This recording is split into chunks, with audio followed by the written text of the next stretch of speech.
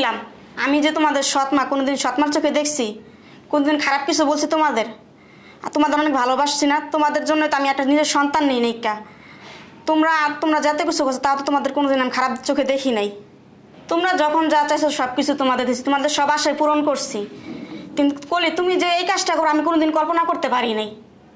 তুমি আমার নিজের সন্তান না হোক, তা তোমার নিজের সন্তান মতো দিছি, তোমার দুজন অনেক ভালোবাসছি, কিন্তু এই কাজটা করা তোমার কোনোদিন কাজ হয় নাই। ঠিক আছে, ভবিষ্যতে এই কাজ আর করবো না। তোমার বাবা আজকে আসুক, তোমাদের বিয়ের ব্যবস্থা করতেছি আমি।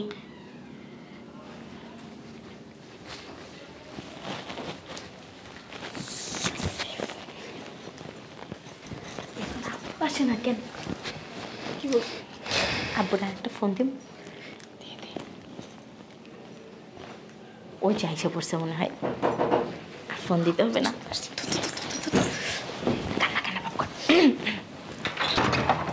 আব্বু চলে আসছো, আসো তাড়াতাড়ি আসো।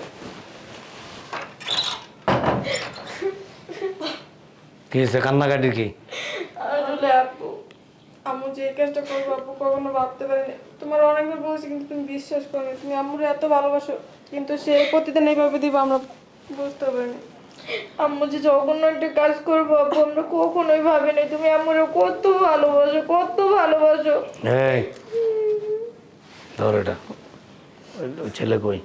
ওই যে রুমের ভিতরে দুইজনে। দুজনেই রুমে? কখন আসছে? আব্বু আমরা তো জানি না কখন আসছে, কিন্তু আমি আরো কথা বলতে বলতে এদিক যাইতে লইছি, তখন বেটা মানুষের আলাপ পাইছি কথা, তারপরে দাঁড়াইয়া দরজা ফাঁক করে দেখি দুইজনের একজনের শরীরও কাপড় নয়। এর আগেও আসছে? অনেকবার আসছে কিন্তু আমরা দেখি নাই। অনেকবার আসছে আমরা দেখি নাই, তখন বলো নাই কেন? আব্বু তোমার বললো তো তুমি বিশ্বাস করো। বিশ্বাস? অবস্থা কি? যা রয়েছে বইলা যাও, কেরি কিছু বইলে উঠলো না, বুঝছো? কারোর কিছু বলতে হইব না তো।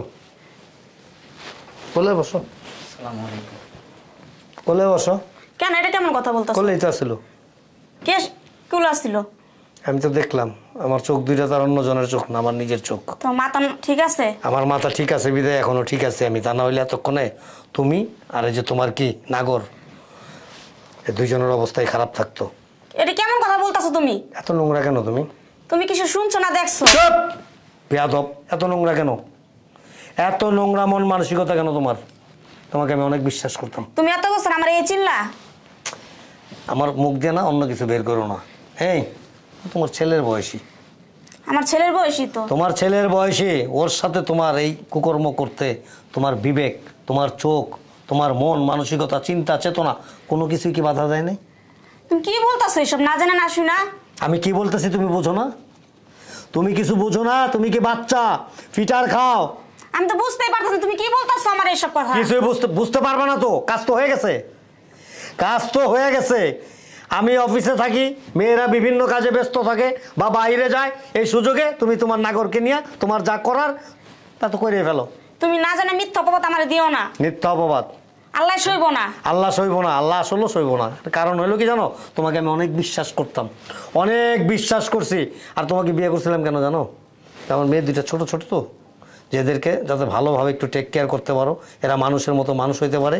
আমি তো বাইরে থাকি, মেয়ে দুইটাকে কে দেখবে? যার জন্য আমি বিয়ে করছিলাম। আর তোমার মন মানসিকতা ভালো ছিল, তোমার চরিত্রগত দিক দিয়ে ভালো ছিল, যার জন্য তোমাকে আমি বিয়ে করছিলাম।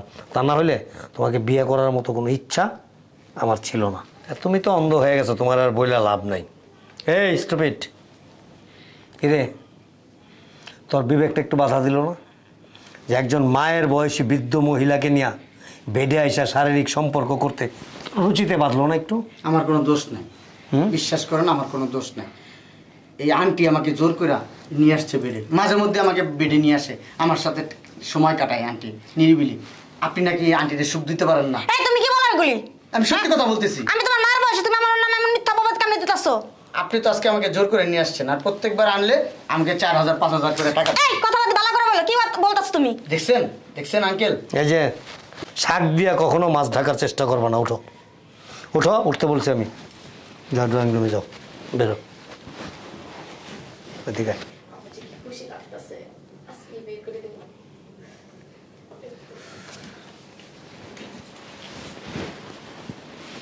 আয় ছি ছি ছি দাঁড়া এখানে, এখানে বস। ছি ছি আম্মু, আপনি এমন একটা কাজ করতে পারলেন আমাদের সামনে। এই আমার তো এখানে দাঁড়া, ভাবতেই লুকায় অবাক থাকো লাগে। কেন? লুকায় কেন থাকো? এই মুখটা দেখাইতে এখন লজ্জা লাগে? হ্যাঁ, লজ্জা লাগে? আম্মু তুমি যে জঘন্য কাজটা করবা কখনো ভাবতে পারিনি। তারপরে এরকম ইয়াং একটা ছেলে তোমার বয়ফ্রেন্ড, তোমার সাথে মানায়? হ্যাঁ, যদি আমি এই কাজটা করতাম তাহলে তোর শাস্তি। তুমি শেষমেশ এই কাজটা করলা, কখনো ভাবতে পারিনি। ছি ছি ছি। এই যদি মেয়েরা করতো না এই কাজটা, মনটারে বুঝ দিতে পারতাম। এই ইয়াং মেয়ে, ও ভুল করতেই পারে, ভুল হইতেই পারে। তোমার মতো একজন বয়স্ক মহিলা কিভাবে এই কাজটা করলা? খারাপ লাগলো না একটু? হ্যাঁ, একটু খারাপ লাগলো না? এই অসভ্য, তুই কিভাবে পারলি? তুই কিভাবে পারলি? এই মহিলা তো পাগল হয়ে গেছে, এই মহিলা মেন্টালি আপসেট হয়ে গেছে, আপসেট। আমার টাকার প্রয়োজন নেই, আমার 5,000 টাকা করে দেয় প্রত্যেকবার আসলে। যতবার আসোস 5,000 টাকা করে দেয়। 5,000 করে টাকা দেয়। 5,000। দেখছো আব্বু, আর আমরা 2-4-500 টাকা চাইলে আম্মু বলে আমাদের কাছে টাকা নাই, তোমার আব্বুর কাছ থেকে নাও। আর এই পুরুষে আপনি 5,000 টাকা করে দেন আম্মু। ছি আম্মু, আব্বু তুমি এই মহিলাকে ঘর থেকে বের করে আর দাও। কত নাটক করবা? এই আব্বু তুমি এই মহিলাকে ঘর থেকে বের করে দাও। বের তো অবশ্যই করুম, কারণ এই নোংরা আবর্জনা আমার এখানে আর রাখা সম্ভব না। যাও বেরো, বেরো, খবর দাও। এটা কি করতেছেন আপনি? কি করতেছি মানে? কারে বের করতেছেন আপনি? ফেরেশতার মতো একজন মানুষকে কেন বের এই করতেছেন? তুই কাজে যা, এই কাজের মেয়ের মতো থাকবি, অতিরিক্ত কথা বলবি না। যেটা শুধু সেটাই তো বলবো। কি এই করতো? কি সত্য? উনি তো একজন ভালো মানুষ। ভালো মানুষ। প্রতিদিন প্রায় সময় আমি যখন বাসায় না থাকি, ওরা বাসায় না থাকে, তখন একজন পুরুষ মানুষ নিয়ে আসে বাসায়। তুমি কি করো? তুমি দেখো না কখনো? আমি সবটাই জানি, সবটাই জানো মানে? আমি সবই দেখছি। তাহলে আমার বলো নাই কেন? কেন আমাকে বলো নাই যে খালাম্মা প্রতিদিন বা প্রায় সময় একজন পুরুষ মানুষ বাসায় নিয়ে আসে? কেন বলো নাই? বলবো কেন, ঘুষ খাওয়া নিচ্ছে না ওই ছেলের মতো? আজকে সব সত্য কথা বলে দেব আমি, সব প্রমাণ আমার কাছে আছে। কি প্রমাণ আছে তোমার কাছে? এই যে খালু সব ভিডিও করে রাখছি আমি, দেখি। দেখেন।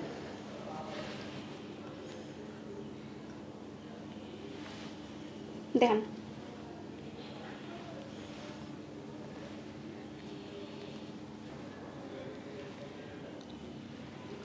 খালু জান, এবার বুঝতে পারছেন? ধরো।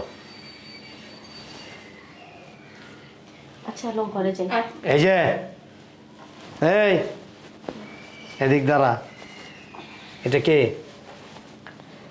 আম্মু। হুম, আম্মু ওরা যখন আমি বিয়ে করে আনছিলাম কতটুকু ছিলি? কেমনে খুবো?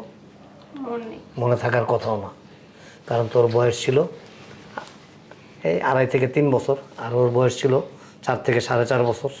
আর মনে থাকবো কোত্থেকে? ওর যখন আমি বিয়ে করে নিয়ে আসছি না, তোর বয়স ছিল 5 বছর, আর ও ছিল 3 বছরের।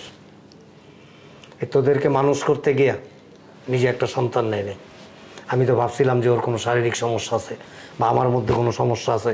আমি ডাক্তারের কাছে নিয়ে গেছিলাম, ডাক্তার বলছে উভয়ের মধ্যে কারো কোনো সমস্যা নাই, আপনারা চাইলে বাচ্চা নিতে পারেন। কিন্তু আমাকে বুঝাইছে সকাল বিকাল সব সময় বুঝাইছে যে দেখো, আমি যদি একটা সন্তান নেই মানুষ আমাকে খারাপ ভাববে, বা ওদের যদি অযত্ন হয়, অবহেলা হয়, আমি কলঙ্কের বোঝা নিয়ে আমাকে সংসার করতে হবে। 2টা সন্তান তো আছে, সমস্যা কোথায়? এরাই তো আমার সন্তান। আমি ওর কথায় এতটা মুগ্ধ হয়েছিলাম যে মানে চিন্তা করার মতো বা এটা মানে বহিঃপ্রকাশ করার মতো কোনো ভাষা আমার জানা ছিল না। আর সত্যিকার অর্থে ওর মতো একজন ভালো নারী আমি আমার এই বয়সে খুব কম দেখছি, যে সতীনের সন্তানদেরকে সে নিজের সন্তানের মতো করে লালন পালন করা, মানুষের মতো মানুষ করা গড়ে তুলছে। কোনোদিন তিল পরিমাণ একটা সেকেন্ডের জন্য ভাবে নাই যেগুলি আমার সৎ সন্তান, এগুলি আমার স্বামীর আগের স্ত্রীর সন্তান। আব্বু তোরা কি করে পারলি রে? ভুল হয়ে গেছে। হয়েছে, আর শাসন করা লাগবো না, ছোট মানুষ ভুল করে ফেলছে। যাও মা, তোমার ঘরে যাও। আম্মু আমাদের ভুল হয়েছে, আমাদের মাফ করে দাও। আমরা না বুঝে তোমার সাথে অন্যায় করছি, এরকমটা আর কখনো করবো যাও, না। আমি মাফ করেছি, যাও তোমরা ঘরে যাও। যাও তোমার জন্য রুমে যাও। দেখো, এই সত্যটা কিন্তু কখনো মানে সামনে আসতো না। এই মিথ্যার চাপে সত্য আটকা পড়ে থাকতো, যদিও সময় মতো এটা ভিডিও না করতো। আঙ্কেল আমার মাফ করে দেন, আন্টি আমার মাফ করে দেন। আপনার বড় মেয়ে ভিডিও করছে, ওর সাথে আমার ভিডিও করছে, কইরা আমারে বলছে আমি যা যা বলবো তা তা করবেন। তুমি এখানে কেন? আপনার মেয়ে আমাকে ফোন দিয়ে আনাইছে। আমার মেয়ের সাথে তোমার কি ওর সাথে আমার একটা রিলেশন আছে। রিলেশন আছে? জি, আজকে 4 বছরের। বাবা মা আছে তোমার? জি হ্যাঁ, জি। বাসার ঠিকানা বলো। গুলশান। গুলশান। জি ওর কাছে আছে না ঠিকানা? জি। চিনে বাসা? জি। তোমার বাবা মা বাসা থাকে কখন? আমার মা সবসময় থেকে, বাবা চাকরি করে, বাবা রাতে আসে। ঠিক আছে, আজকে বৃহস্পতিবার, জি। আগামীকাল শুক্রবার, জি জুম্মার পরে আমি তোমাদের বাসায় আসতেছি। তোমার বাবা মাকে থাকতে বলবা, ঠিক আছে। যেন ভুল না হয়। আন্টি আপনি আমার মাফ করে দিন, আমি অনেক বড় অন্যায় করছি আন্টি, প্লিজ। বুঝতে পারছি তুমি ব্ল্যাকমেলের শিকার হয়েছ। জি আন্টি। যাও। আসসালামু আলাইকুম। তোমাকে পুরো ঘটনাটাই একটা মেকানিজম, ঠিক আছে? আর এই ছেলেটা একটা কনস্পেসির মধ্যে পড়ে গেছিল, যার জন্য আসলে এই কাজটা করতে বাধ্য হয়েছিল।